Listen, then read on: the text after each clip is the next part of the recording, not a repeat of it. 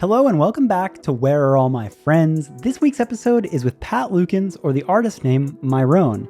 And whenever I do a podcast with an artist, I try to come at it with a unique approach. I don't want to do the same typical artist interview that you find all over. I want it to have some amount of a unique perspective or provide value for the listener.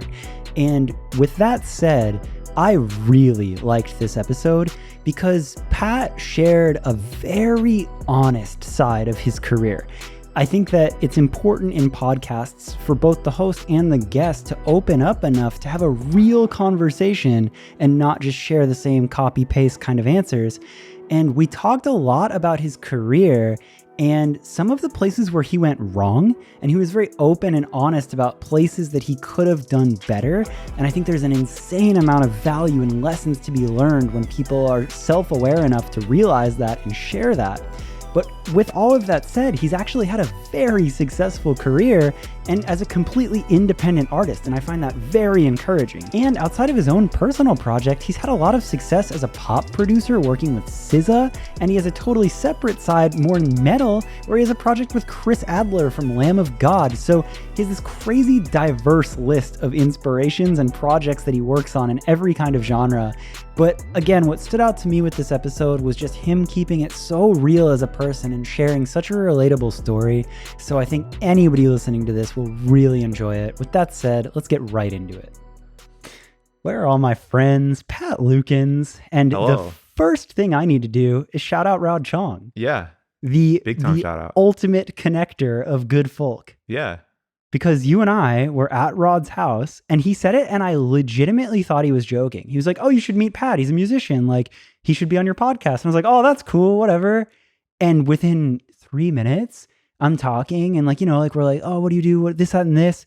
And then you're like, yeah, my project, Myrone. And I'm like thinking about it. I'm like, Spotify has served me one of your songs. Like I have your song saved. Like, holy shit. Hi. Yeah. And it was this really cool moment. And I love it when stuff like that happens. That's actually, I think that's the first time that's ever happened to me. What?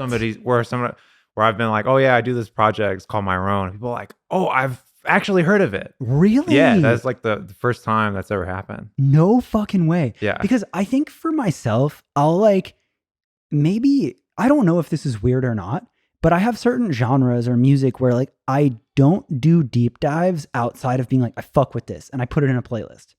So the Myrone project, I know, right? Okay, I'm the complete opposite, but okay, keep going. Well, yeah. So check me out. I feel like certain things, yes, I will, but other times, I'll just blindly accept something as good, throw it in a playlist, and it's that. And it takes me so long. So I think it was Keep It On that I found. Okay. Yeah. And it was Night Drive playlist, done. Yeah. Game over. This is a vibe, super synthwave, 80s vibe in. So down. Add it to the playlist, fucking run it tons of times. I know that song, but that was it. And then, maybe I could see it coming on in Comtrue's radio or something like that, in that similar box. And I'd known it, but I didn't do a deep dive past that. So I didn't know what you looked like. It was just oh yeah, this is sick. And I left it right there. And I do that every now and then with certain genres and stuff, which is so strange. Because maybe that isn't normal. For you, when you find an artist, are you give me everything? I'm like a psycho. And if I hear a song I like, I'm on the Wikipedia page immediately being like, all right, who is the second, third, and fourth engineer? Who was ordering food at the studio that day? Wow. I need to know everything about it. Were you the kid that read album liner notes in CDs? Still do. Really? Oh yeah. Really? Every day. Yeah. Because when you start doing that, you end up learning there's all these weird connections between all these great you'll realize I like this and this album. Oh, they're all mixed by the same guy. Maybe I should listen to other albums to that be this honest, person. I'm jealous of that. Yeah. Because I think that it gives you such an understanding. And it when you really go deep on it, you start connecting those pieces. Yeah. And for you, as you're mastering your craft, it probably teaches you so much. Oh, the most. Yeah. Interesting. Yeah. Interesting. And was that since day one? Ever since finding music where you just tell me more? When I started making music, when I started recording it and I was I don't know what I'm doing. Mm-hmm. I think that's when the wheels started turning and I started okay, all right. Like, what's a producer? What do they do? What does the engineer do? And you start looking up like, oh, this person is the producer on this album, and it just kind of goes from there. Yeah. And then a lot of it is also like, I'm a big guitar freak, so I'm always looking up, oh, who played guitar on the song? And then there's like lots of really funny like connections that way. Really? Because there'll be like studio or session guitarists that are on. Like, I'm a big fan of this guy Steve Lukather, who was like, he played in that band Toto. But I think he's played on like 10,000 albums or something. Like anything from like the late 70s to through the 80s through like the 90s. He was like the rock guy, session player. But he wasn't a producer. Like, it wasn't, oh, you need to go to Steve. I think he's produced before, but like he's more known as like a session guy. Right. So there's probably tons of songs from the 70s and 80s that I know, and it has a certain vibe. Yeah. And it's like, well, yeah, because it's like the same guy. Like, he played on Thriller. What? Yeah. Wow. Yeah. I know what they always say, that Michael Jackson recorded vocals on Thriller with the 7 Bs, right? Mm-hmm. And I had this shitty joke because there's like this one other album that's like so far from Michael Jackson. And whenever I hear that, I'll be like, oh, yeah, that one obscure album. My stupid, shitty sense of humor. But like, okay, so with that, how early on into finding music? Because something else that I think about is a lot of people before the internet, that was your only option for like learning about music, was obsessing over the liner notes and reading and digging. And now I'm like, I so wholeheartedly embrace the day and age we're in where you can learn anything on YouTube. But how far back does you finding music go? Like, was it necessity that you had to read liner notes? Like, could you not just bop on YouTube and be like, let me learn how to do this? I started like recording music seriously around the same time like YouTube got started. But before YouTube, like a lot of the information that I would learn would be like through different like internet forums. Like, I remember way back in the day, like I learned a lot of stuff on I think that like the megadeth.com forum had like a musicians like section, and people would like talk about recording stuff. There used to be, I don't know if it still exists, but there used to be this forum called like the Ultimate Metal Forum. Right. And there was like a subsection in there where like people who were like recording like metal type stuff would like, share like, oh, like this, here's how I did this, blah, blah, blah. And you would like kind of like lurk those forums and just like learn stuff that way.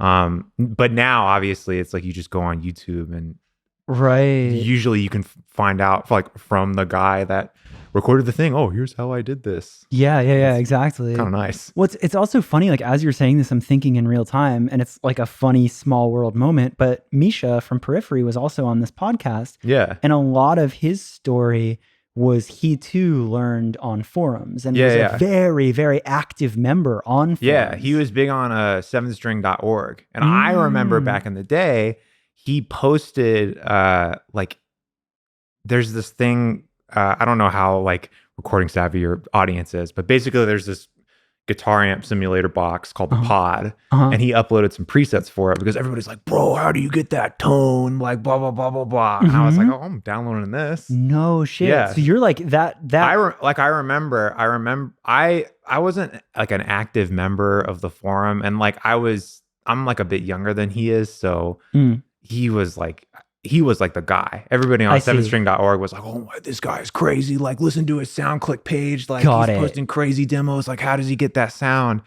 And yeah, it was like super cool to be like, kind of just be able to like learn stuff like from like another person, like indirectly, who was like doing cool things, and you could like, it was kind of like, it felt really like, accessible. Well, the super small world full circle moment is at Rod's house, like all that circle of mutual friends, and you guys hadn't met in person until that night that we met, I believe. And me from the outside watching you two, because like, again, yes, I'm in music, but like I do not know the technicalities of recording. And neither do I. Instantly though, you two talking about like these like certain samples and loops and this is and that's and patches and this and plugins, and I was just like, this is so cool. Like as much as it was all over my head, I just loved the like excitement that you both had. Well, it's So it's funny that all of that connects now. I mean, I don't know what it's like for him, but for me, I spent a lot of time in front of the computer, like trying to make stuff that doesn't sound great, like sound amazing. And so when you meet another person IRL that like also does the same thing, it's like, oh, thank you. Okay. Yeah. I've got like this many questions. Yeah. Like, it's just like, zzz, yeah. Or like know? the frustrations. You're like, dude, do you get stuck on this thing too? Or like whatever. And it's like, yeah, that camaraderie. Yeah. Yeah. Okay. And I also realized that I maybe jumped right in a little bit too much, but for a listener who doesn't know who you are and what you do, I too have a little bit of this to learn because I know you from the Myrone project. Yeah. And I intentionally wanted to leave it right about here because we had a great talk at Rod's house, but I wanted to leave some gaps open. You come from a totally different genre outside of what would you even call Myrone? How would we classify that project?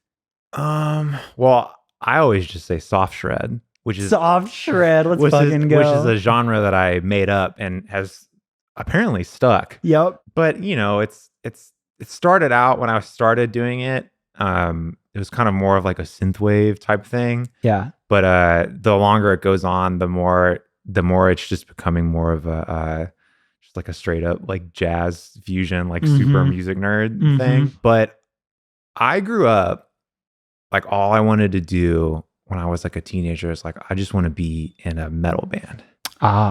And then went to music school. While I was there, I was doing, it's like this music production program. I was like, okay, like, you know, learning about the business. I was like, being a guitar player in a metal band is not that lucrative. Like maybe I should learn some other skills. So I ended up like, I was like, all right, kind of as a little challenge to myself. I was like, all right, I'm like a bunch of my classmates like made really awesome like pop tracks, and I was like, all right, I'm gonna see if I can do this. And so I got into it, and I actually found it to be pretty rewarding. And so when I graduated college, I had like a little pub deal, and I was kind of doing like the whole like pop musician, producer, like songwriting hustle. No shit. I mean, there's quite a lot to that of like, by the time you're graduating college, you already have a pub deal in the pop world. Well, I mean, it wasn't like the biggest pub deal in the world. Like, well, sure. But like, it was something. Yeah. That, and like, you've clearly like, you put the songs out, you did the thing well enough where somebody saw it and all of that. Around what year is this all happening? I graduated 2012. Okay. So like, I always like to get the year because it helps me visualize like where the internet was at that time and like what kind of music was popular at that time. I think like those early 10s was a really special time. Oh, the best. Yeah. And I hope that that's not just like us getting older and idealizing. Well, it's probably a little bit of both, but it was a super fun time in that I don't know how other people felt, but to me, it felt like anything was possible because there's this really nice like butter zone of you could like the algorithms weren't like so like dialed in yet where like it truly random stuff would like, you know, blow up and get huge. Yeah. And everything's now kind of seems like the major industry players like have a little bit more control than they used to. I don't know if that's true or not. It's just like my like tinfoil hat talk coming out. But it'd be wild to like watch people like, you know, post stuff on SoundCloud and then they blow up and have crazy careers. Yeah. And I mean, I guess we'll always see parallels of that. That's like a thought that I have is like, that's always there. Yeah. It's just right now it's TikTok in this current time. Yeah. That won't be the case forever. Yeah. And there will be a new thing and people will be early and figure it out. But yes, I think that you and a lot of my other friends and a lot of people that I know that have had success in music did find a real sweet spot in those early 10s of being ahead of certain algorithms or like being able to like really use that to the advantage. Yeah. So that kind of how you got your pop stuff popping? Pop stuff popping. Kinda, yeah. right around when I was like getting signed, someone played me like some K-pop videos in like 2010. Oh shit. And I was like, this is gonna be huge. Really? And like nobody at the time, everybody was like, oh haha, like kind of crazy. Like I was like, no, you don't understand. Like it's gonna be big. And now of course it's huge. I mean, yeah, 10 years later though. Yeah. When I heard it, I was like, wow, these tracks are really cool. Like I'm gonna try to make stuff like this. And so I ended up getting like a couple songs placed in Japan and Korea. And then like what was it? Early 2013. I made a beat with my friend. And the next day he had a session with this artist named SZA that I had never heard of before. And so we made this beat, and then the next day he calls me and he was like, yo, I just had a session with that SZA girl, and she just like freestyled over that beat that we made. And she wants to post it to SoundCloud tomorrow. Are you cool with that? And I was like, this is a beat that we like made it in like 20 minutes or something. Yeah. It was just like something we were like, oh, some throwaway, having fun with your friends. Which is always how it happens. Fucking A, right? And she posts it, and it's like on Pitchfork and all this crazy No stuff. shit. Yeah. And I was like, whoa, this is crazy. Okay. And then the next time I saw her at the studio that I used to work at. And she was like super stressed. She was like, oh, my EP comes out tomorrow. Like, and I need like a couple more songs done.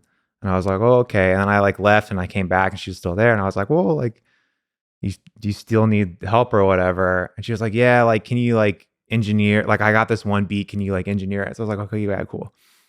And then I had another beat like lying around that she freestyled over, and I stayed up all night mixing them and sent it to her, and I fell asleep. And then the next day it was like, SZA's new EP is out, blah blah blah, here's the track list. And like yeah, actually, like no shit, like the day before, yeah, and it gets added to the EP.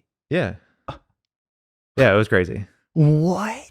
But like, I mean, yeah, I knew when I was recording her, I was like, she's like next level. Like, really? Nothing You is just gonna had a stop her. feeling. Oh, yeah.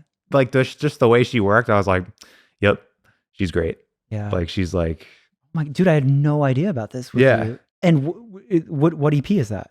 I think it was called S. It's okay. like not on any of the streaming sites. I think it's okay. Just got on it. So these are early days. Yeah, early. Okay. Oh, and hence why like it could just get uploaded the next day. Like it wasn't going through like every fucking distribution channel. I don't even think like Spotify was like that much of a thing yet. Yeah, if it was still like early, there. people weren't like paying attention to it like they correct. Were. This is like pre like playlists and all that stuff. Yeah, like this would be the days of like Hype 'em and stuff like that, like internet blogs and shit. Yeah, like that. It was Pitchfork. like I remember she was like, "Oh, like I have a premiere in Village Voice tomorrow, and I need to get this done." Got and it. Like upload it to SoundCloud. Got it. Yeah. So sound. That is a magical time where SoundCloud. Yep. Yeah. Mm-hmm. Okay, I get it. So your songs are on the EP. Yeah, and that was like awesome for a while because it's like, oh, by virtue of just being in the right place at the right time, now my name is like attached to like one of the like rising stars of the pop industry. And so like I was basically able, like very fortunately, like to just kind of like bank on that and get into all these like sessions. That's exactly what I was going to ask. Yeah. Did that open up like mad doors? Yeah, like for a while, like it was one of those things like while I was doing, I was like, this is great, but like the weirdo like instrumental guitarist inside of me was like slowly dying. And that's kind of like where Myrone happened. I was like, my favorite thing in the entire world is just playing guitar. Right. And I was like, all right, like I need to do a project where I like tap into that like that like teenager, like I just want to just fucking shred, you know, and like wow. So that's when Myrone stuff started happening. It's legitimately a passion project. Like, that was like purely an outlet for you to just be like, I need to do this. Yeah, it's one of those things that's like totally irrational. You're like, I know I can make this type of song. I don't know like what this is, but I'll just keep doing this and then something will eventually happen. Yeah. But what an interesting, maybe it wasn't like a crossroads where you had to like fork and hard choose one or the other, but like, goddamn, to be producing pop and associated to SZA at that time, like. Well, I mean, I just got lucky. Like she is like a phenom. Like I've never worked with anybody like her. Yeah. Like it could have been anybody else that was there on that day with tracks. Like I don't really consider myself like a foundational part to her success because like that's all her. Sure, like she's like a true artist and she's like incredible. I got literally we're in the right place. Super lucky. Like let me be super clear about that. Like yes, for sure, we acknowledge that. But however, you clearly understood production and had been putting your time in and could hang and give her tracks that were up to par for her. And that opens doors. Like, I could imagine that there is a world where you really could have gone all in on that and just been the pop guy forever. Yeah. And maybe you still are. I don't know. I'm learning. I'm trying to get back in a little bit. Yeah. Oh, I see. So you did kind of step away as you went all in on Myrone for a minute there? Well, I mean, the past couple of years have been just so crazy. Like, I've never like fully stepped away from doing pop. Like there's always like a ratio of it built into like whatever I'm doing at any given moment. In the last 2 years, it hasn't been a lot at all. But I think the last moment where I like really went super hard for it was like maybe like 2018, 2019. I did like a lot. Really? Yeah. Would it be stuff that I know? No, never. Really? None of it ever came out. One of the big bummer moments for like a lot of like the pop session stuff is like, it's just like the amount of work that I would put in for stuff that like would never come out was always like disappointing me. And that's just normal for pop music. And it's something that everybody who's like successful in that industry, it's like, yeah, you kind of just have to get over that. Dude, but like it would drive me crazy. So I was like, I'm going to do a project where I control everything and I can just release as much as I want. It's actually fucking crazy you're saying that because a very dear friend of mine, she writes in so many pop sessions and she's had a couple placements where it's like, yo, fuck, that's like a very top artist. Yeah. Yet I get that same feeling from her of like, yeah, but it's a little bit heartless because you spent all this time and you put so much into it and maybe you get the placement and maybe it gets the focus. But ultimately, it's like, it's that artist's project and you're always behind the scenes and it's always however they feel like rolling it out. And it's like, you don't have a lot of control. Yeah. And it's a lot of hoping and a lot of sessions that go nowhere. So actually, as you're saying that, I'm like, I totally get why you would want to just do your own thing. And what about metal? Because metal is a huge, is this happening at the same time? I'm glad Funny you ask. So, through Myrone, I've had this wonderful full circle moment where I'm in a metal band again. No and shit. It's because one day in 2019, I was checking my emails, and I know if you've ever sold music on Bandcamp, every time you get a sale, Bandcamp is awesome for this, by the way. Every time you sell something, it shows you what email address bought it. And if they buy something, they get automatically added to an email list. So like when you put new stuff out, you can email blast people. It's like smart. Super sick. Love Bandcamp. Shout out Bandcamp. Yeah, big shout out. One day I noticed the guy from Lamb of God just bought my album. That's kind of crazy. Like what? Who is it? Him? Is it not him? Yeah, is it some dude that like? So I emailed that address back, and I'm like, hey, like, thanks so much. Like, I am like a big Lamb of God fan. Like, y'all are sick. Yeah, I mean they're fucking iconic. Yeah, they're legends. Yeah. So I just kind of replied and didn't really expect anything back, and then like he replied immediately. He was like, oh, I've been a fan for years, like blah, blah, blah, blah. Which is, I'm like, okay, what is going on? I'm being catfished. Yeah, like who's who talking is this guy? To who here? What's going on? So I'm like, I'm having an email conversation with this person, and he's talking about like, oh yeah, like I'm listening to your stuff. Like, we should do a project, blah, blah, blah. And I'm like, oh yeah, this is sick. And then meanwhile, I'm texting everybody I know who's like remotely associated with metal industry, be like, hey, is this his actual email? Like, am I getting catfished? And people were like, no, I think that's him. And then I finally like talked with him on the phone. I was like, okay, it's actually him. And we've just been working on music remotely for the past almost 3 years now. Just like the postal service of metal music. It is the postal service of metal, like literally. Fucking go. It's me. It's him. Yeah. It's this bass player, James Lomenzo, who was in White Lion. He's in Megadeth right now. He played with Zakk Wylde for a long time. And then the vocalist is this guy, Chris found in India. His name's Girish Pradhan. Stop it. And he's like every single awesome metal vocalist that you can think of. Dio, Halford, Bruce Dickinson. He's like all of those guys in their prime rolled up into one human being. Like he's the best. Like if you gave me a computer and told me to build my perfect metal singer, like Girish would come out. He's the best. And then the cherry on top of this is that everybody in the band is like the nicest, sweetest person ever. It's great. I feel like I've noticed that as a genre in specific. Metal, for some reason, it's like it's got this very tough exterior shell and it's so heavy and intimidating. And then you talk to the people and everyone involved, and they're like, "Hey, dude, how's it going?" They're like, all dorks. Yeah, like exactly. Like everyone's music nerds. We all grew up like weird like 14-year-old kids who were just like into this intense music like that nobody else liked. Yeah, I love. It's just like it's such a funny like counterintuitive assumption of like what the people. So I love that. I love hearing that. Yeah, no, it's great. The whole project has been a dream. I mean, minus the whole like pandemic thing and not being able to see each other, it's been like a super rewarding process because it's like, all right, I'm working with these guys, like two of whom are like have like years and years and years of experience on me, and I'll just like learn so much from them, like by doing the creative process with them, and then the music is like some of like my favorite that I've ever done. What's the project? It's called Firstborn. Like first and then like Jason Borne. Borne. Wait, does Jason Borne have a U or no? In my head, as I spelled it with a U. Okay, so there's no U. It's B-O. It's the past participle of to bear. Okay. Borne. Yeah.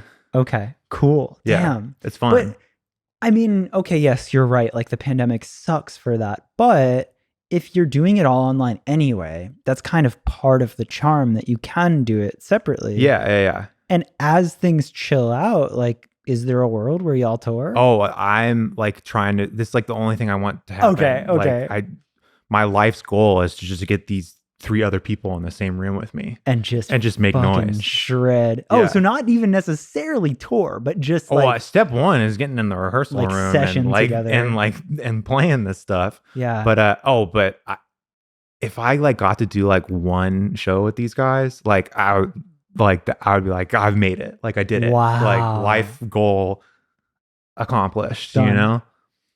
Okay, because the next question that I had for you was kind of a deep one. You kind of said it is like, you've clearly now had success and experience in a couple different lanes and genres of music.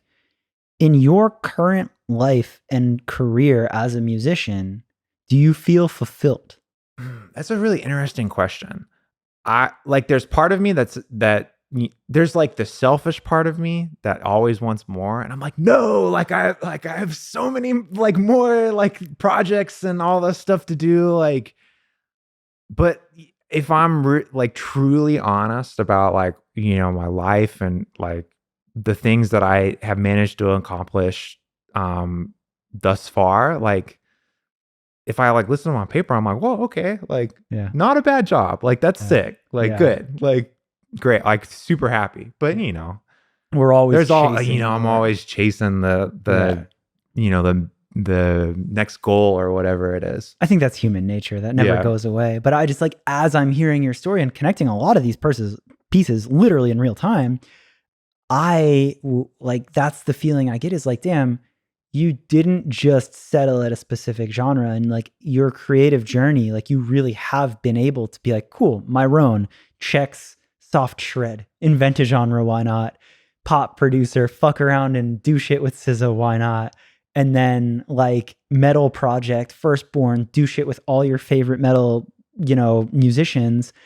To me, that from the outside looking in, that's pretty sick that you've been able to check those boxes. I think it's pretty sick too, yeah. And I mean, of course, there's always going to be more. Yeah. Another piece of this entire saga of a career that you have is something that I find very fascinating that's becoming more and more viable all the time.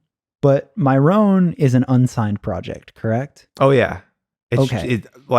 It's just me. It's literally just you. Yeah. Like you are the one planning the album artwork. You're finding the people. You're writing and producing all of it. You're uploading it. Like it is a fucking one-man show. Yeah. Yeah. So a little stressful, but it's fun. I mean, I can imagine. But I look at this as a very positive thing. And I think that there's either going to be people listening to this podcast that are in a similar position and they're like, fuck yeah. Or there's people, and I hope that this discussion encourages people to be like, yo, you can literally do this and you don't need the validation or getting signed by anyone else, because with now where Myrone is at, that is like steady checks. Like that's like legitimately like helping you pay bills and like make money. That's fucking sick. Yeah, no, it's very sick. I wish the number could be bigger. Of course. So I could pay bigger bills. But sure. But like the fact that like it kind of comes in steadily and like for now. Right. I know. And it's scary. Like, yeah. Yeah. It's definitely like a huge blessing. It's like if everything else goes to shit, yeah, at least I have that to like build off of, you know? Yeah. Yeah.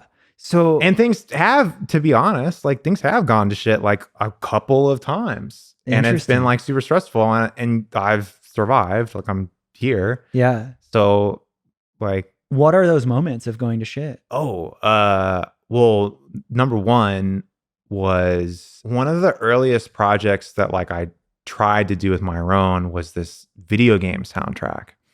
I found these guys, like this was like maybe 2014. I was on Tumblr and I kept seeing these GIFs of they were 3D, but there was like pixel art cars, kind of like doing drifts. Sure. And I was like, this is so sick. Like I need to figure out who makes this and be like, and it would be like, oh, from upcoming game Drift Stage or whatever.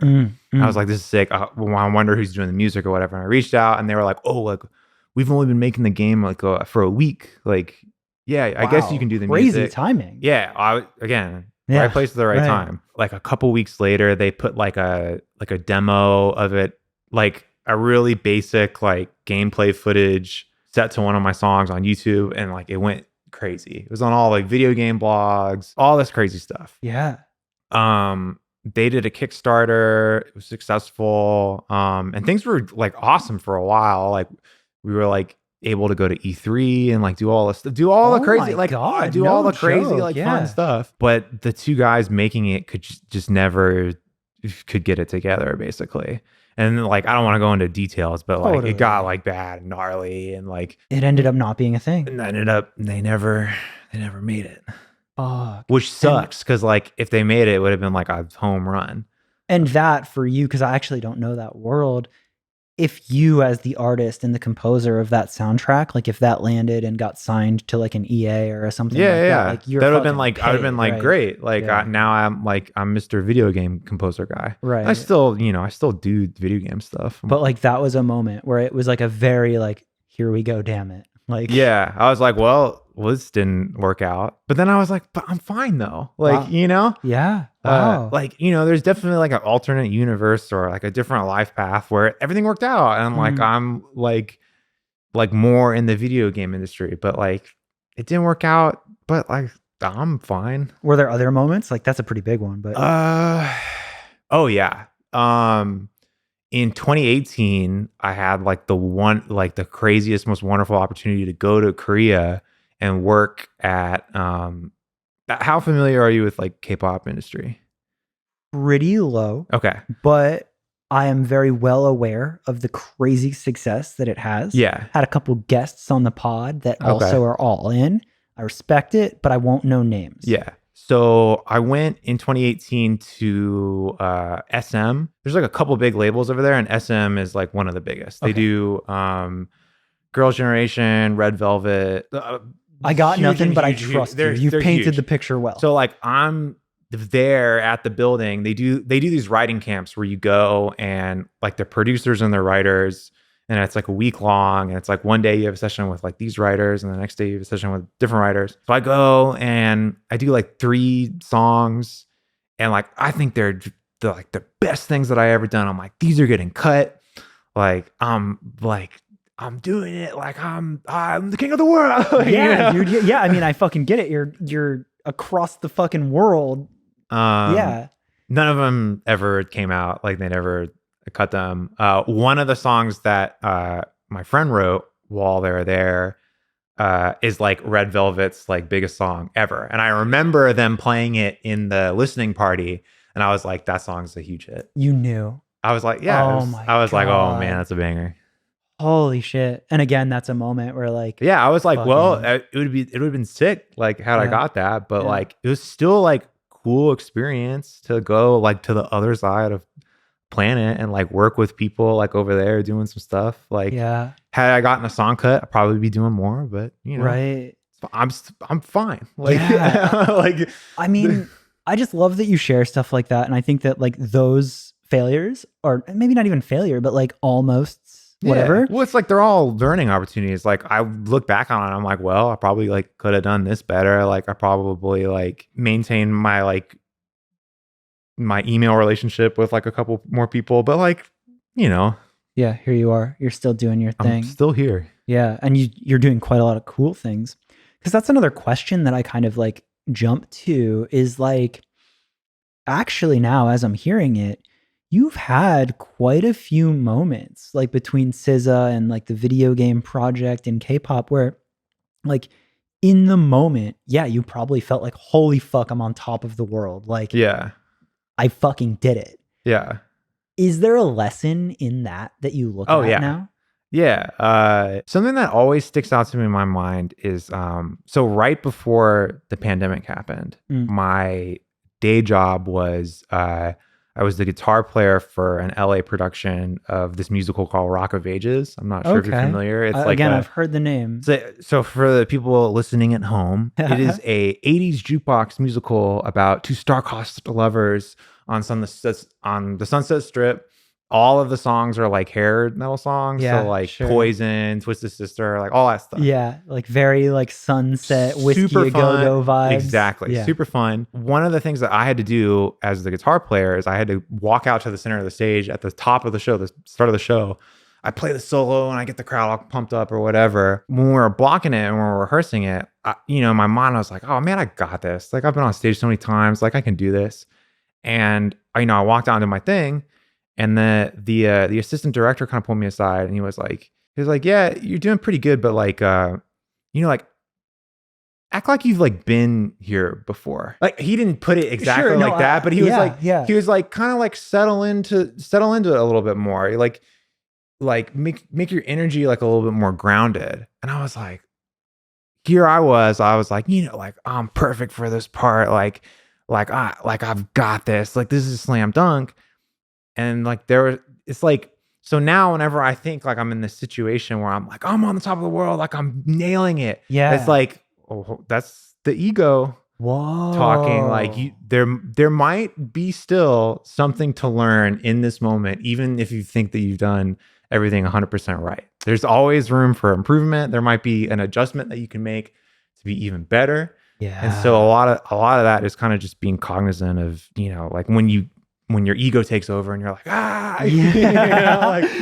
like to like reel it back a little bit. Yeah. So, because you might not be considering all your options, or like there's could be like a better and more easier way of doing, like, because basically in that moment he was trying to teach you, it's like you're expending all this energy, like going out there and like doing all these crazy moments. And if you just like kind of like ground your body and like lean back a little bit, you actually look way more confident and like more like a badass, which is like what you're trying to do anyways. Right. It's like you're expending less energy to like look cooler. Yeah, like in the simplest form, like less is more, and like that confidence of just fucking owning it and just you don't have to do the most. Yeah.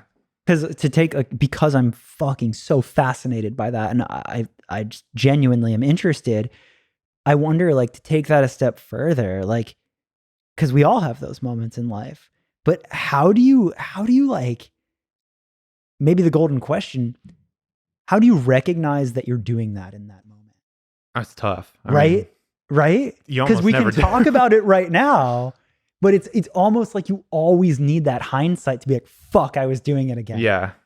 That's, it's so hard. I mean, I think being aware of it and catching it is huge. Yeah. But like, that's why the people that are successful at that, like, that's why there's not that many of them, because it's really hard. Right. Yeah. Fuck. What a valuable lesson, though. That's so cool. And that's so cool that you have the humility, I think that's the right word, to like acknowledge that and to see that. But again, all of this stemmed from being like, you're still here. And even with all of that, like you actually have this pretty fucking dope career where you've been able to do all these things and make your own project. And I think maybe something else that I hear in that is like, there's all these opportunities and all these things you can chase, but like really a steady constant that you've had in your whole everything is your passion project that you can completely control. Yeah. So like you can look at all these opportunities and be like, I want to do K-pop and video games and this and that and this and hope for the best. Or like you can also just stay in your lane and like do the thing you fucking love and do it really well. And like you're still going to be good. Yeah. That's cool too. Yeah. So with where you're at now and everything you're doing, what do you look to the future for? Like what are certain things that like goals or things that you look forward to? I mean, more shows. Yeah. Like I want to turn all the projects that I'm doing, whether it's Myrone or Firstborn, like I just want to get those projects like on stage in like a cool way. Yeah. That's out of all the things that I've done, like in music, weirdly, like that's kind of the thing that I have like the least experience with. Whoa. Like, cause you know, I had a gig where I was playing live regularly with the musical. Yep. But I've never had a project like go on tour or do anything like that. Yeah. Like I've always been like a studio guy or like a songwriter guy or a producer guy. It's always been like, as soon as I could figure out that you could make songs with like a computer, I was like, oh, I'm that guy. What's so funny is like, I'm not a musician, but my start to music, the reason that I'm here, anything is literally touring. Like, wow. Yeah. Yeah. Like it was me when I was 18 years old and my friends were like, oh, you're good at talking to people. You want to come sell merch? And I was like, sure. Nice. And then it was like, oh, like you're good with numbers. Like you want to be a TM? And I was like, sure. Yeah, you figured it out. So you did it that way. You worked your way up the ranks. I had roommates in college that would like, during the summer, they would go like sell merch for bands on tour. And so like, I would kind of go out and like hang out a little bit and kind of just see the world. Yeah. But I remember like back in the day, like I would go see these bands and then backstage, everybody in the band was hunched over a laptop trying to learn how to like record music. And I was like, well, I already do that. Like, dude, holy shit. Because it's like, yeah, like here I am, like you're so qualified. Like you need to be on tour. Like you did it. You did all the hard part. So like, fuck, that's cool. And you said something to me where it's also like, it's more than even just playing, like especially for Myrone being that like the one-man show, like you have the whole chance to build a production and a visual element to bring it to life as well. I think it could be like really cool. Yeah, it could. Goddamn. When I make the music, at least for Myrone, I'm like, yeah, this part's sick. Like, I bet it would be really cool to play this and like have a bunch of flames shoot out. Yeah, you know? You see like, it as you're writing it. I like do little things like that when I'm writing just to like make it fun. Yeah. Like I could just think about, oh, okay, well, it's a B flat and like, or I'd be like, all right, like what, like I'm at this part of the song. Like if I'm playing this live, like what do I want to happen? Yeah. So I should make it sound like that. Yeah. So when I pitch the project to a booking agent or something in the future, it's like, you see, like we'll play this and then lasers will fire off. Well, that's also like really cool as an entertainer. Like I forget who, I think it was maybe it was Yvonne. She was a manager that I had on the podcast, but she said like this one thing and I was like, you just dropped a bomb on me, where it was like the difference between being an artist and an entertainer. Ooh. And like I was like, oh shit, because there's nothing wrong with either. You can be an artist and you can write your project and release it and very much. But then there's the view of being an entertainer, where you're like, I am intentionally writing this and I want to evoke an emotion and give people an experience and entertain people. That makes a lot of sense, because when you ask me like, oh, like, well, what do you want to do? I feel like I need to like work on my entertainment muscle. Wow. Like I feel like my artist muscle is like pretty developed, at least for like the weird stuff I do. And I would say you have a resume to back that point. Like, but like I would like to become like a better entertainer. Yeah. But just be like, and I got like a little bit of an education of it, like just doing this Broadway show. Like it really was very humbling in a lot of respects, because before that I had never done like a 2-hour set. Fuck, that's a long time, dude. That's like past headliner set. Like that's, if you have the chops for that, you're good. And like there's all the stuff I had to learn. Like like just the way a musical works and like all this stuff. I was like, oh, like I feel like I'm working on a muscle that like I've never really like worked on before. Yeah. So now I guess like if I had my wish, it's like, all right, I want to develop that muscle for my own projects, you know? You have to. Yeah, Like, no, oh I have my to. God. Yeah. That's so exciting. And that's so cool. Like, actually, like in real time, as I think about this, I'm like, dude, like, as touring is coming back more and more, and as you are like furthering to continue your success and establish yourself, like, I'm so fucking excited to see you bring this to life and tour. Yeah. Because I know that's an if, not a when. Oh, well, Wait. That's great that at when, least not one an person if. thinks I said that. it backwards Oh. with such confidence. Well, great. The project, it's fucking doomed. if, buddy. It's jinxed. It's great. When, Wonderful. not if. That'll be a really good thing to rattle around in my neurotic brain.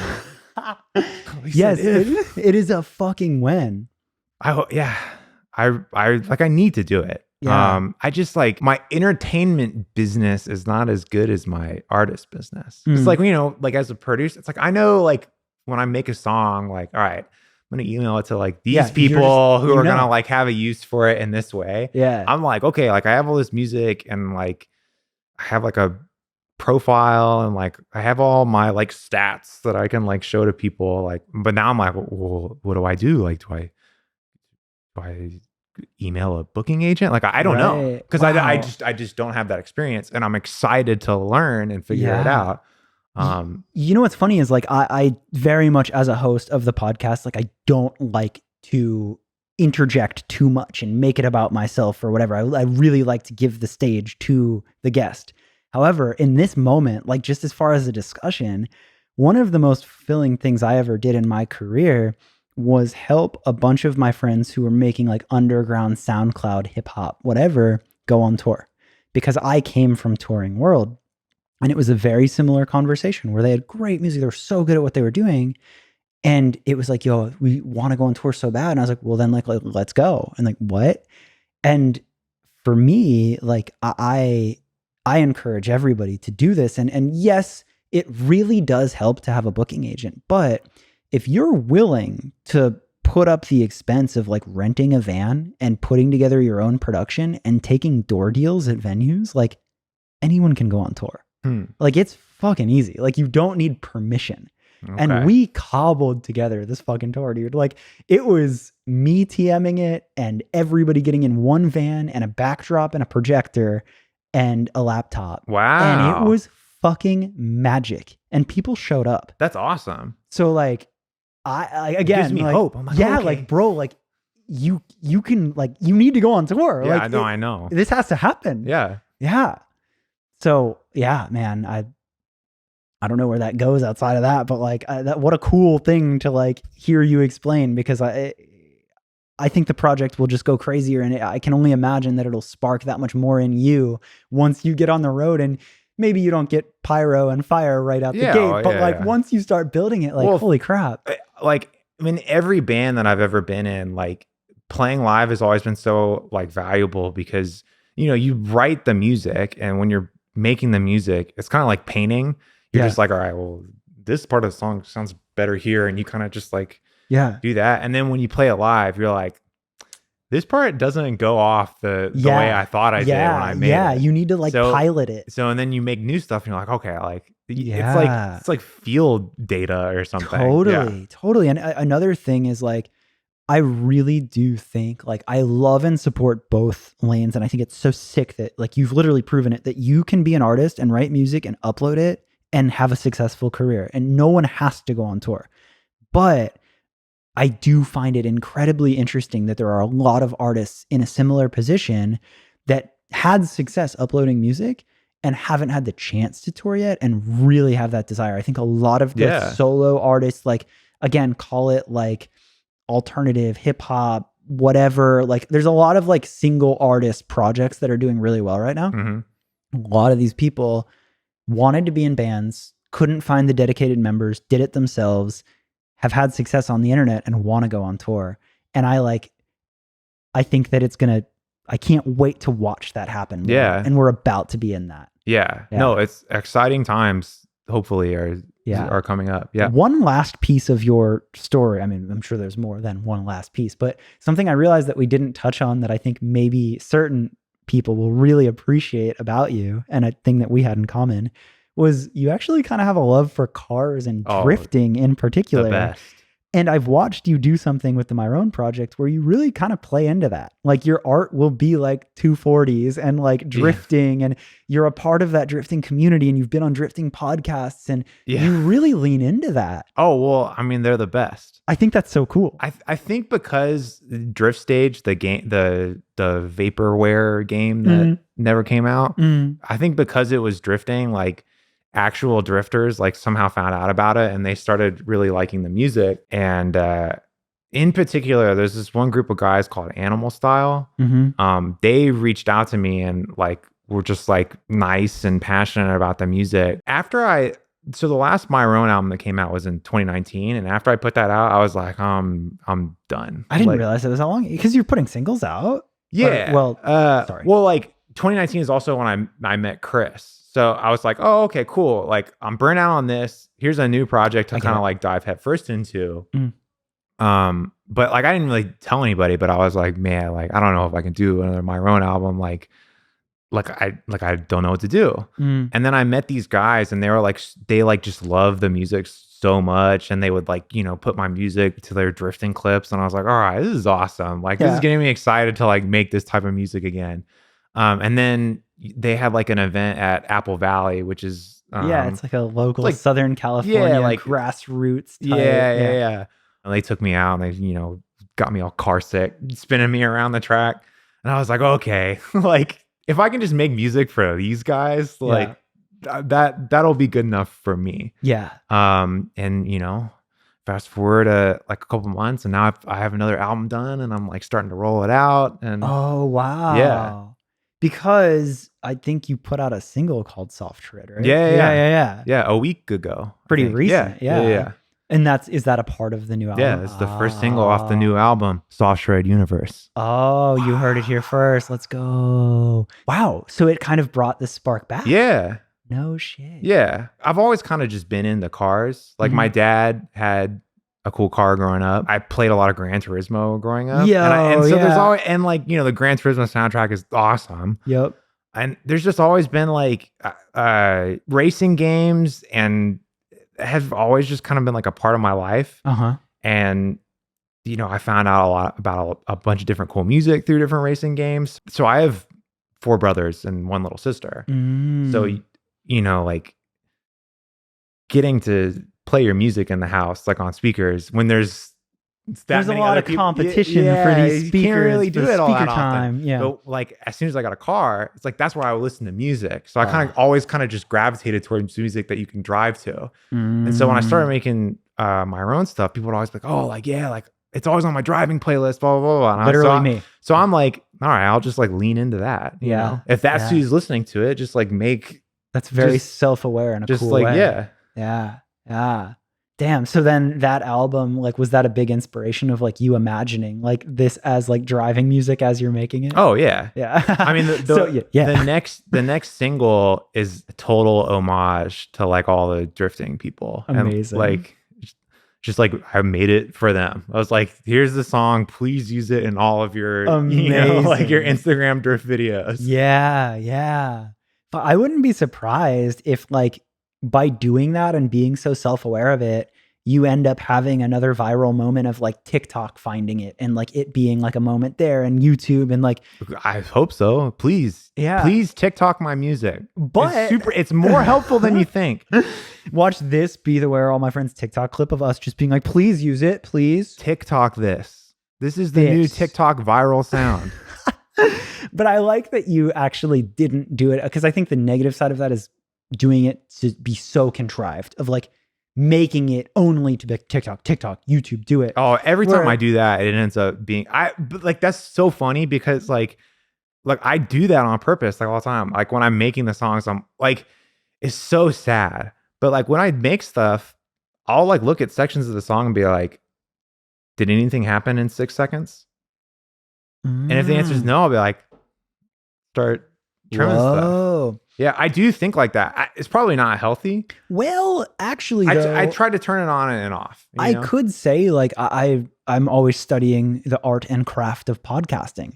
And a lot of the pros are like, you're not doing anyone a favor by not editing, being like, we have a raw show. Like, time is so valuable, and keeping someone's interest is like, you're not doing anyone a favor by just being like self-indulgent of like, I think this is cool. Well, so it's like being aware of that and editing it down to the interesting parts. Like, I think that like, yeah, you could do that in a way where you're literally just trying to make something for success, but there's also a way of just being like, well, people aren't going to find this interesting. Well, as Shakespeare once said, brevity is the soul of wit.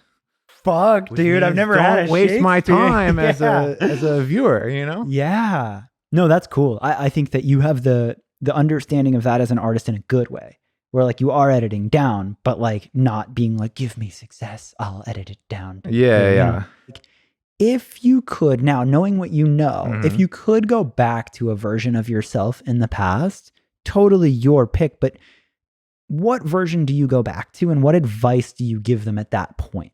Ooh, okay. I know the exact person. Let's go. It will be the Pat of summer 2019.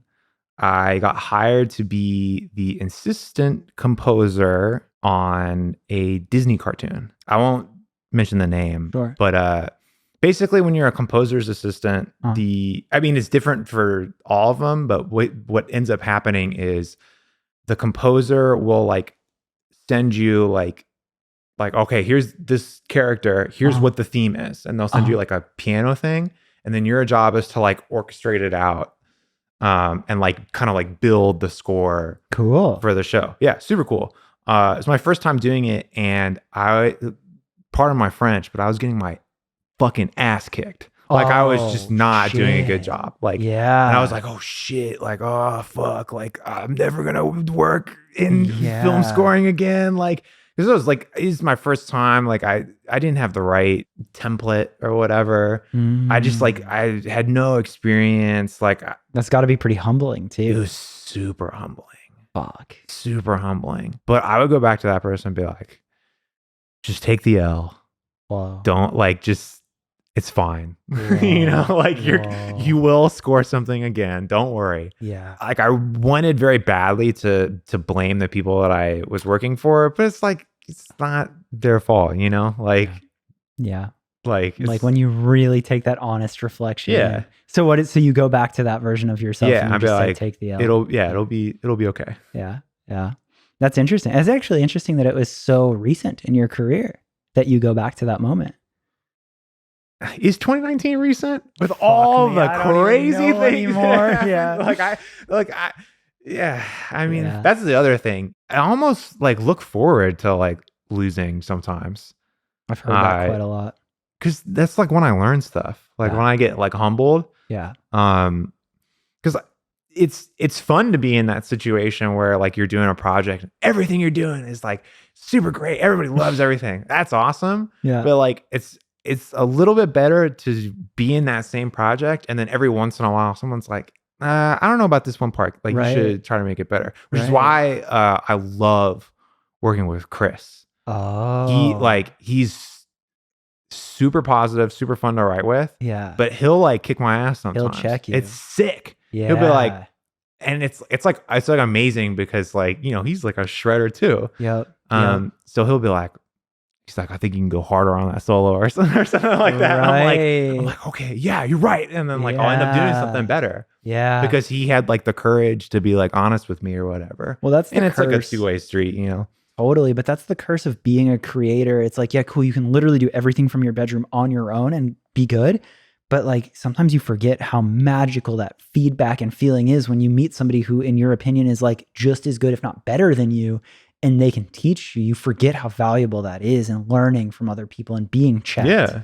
Yeah. That's a very self-aware thing. I think like people that are excited to be like educated and not be right all the time and fail a little bit, think there's inevitable success in that path. Yeah. But it's an interesting lesson to learn, and in the times it sucks.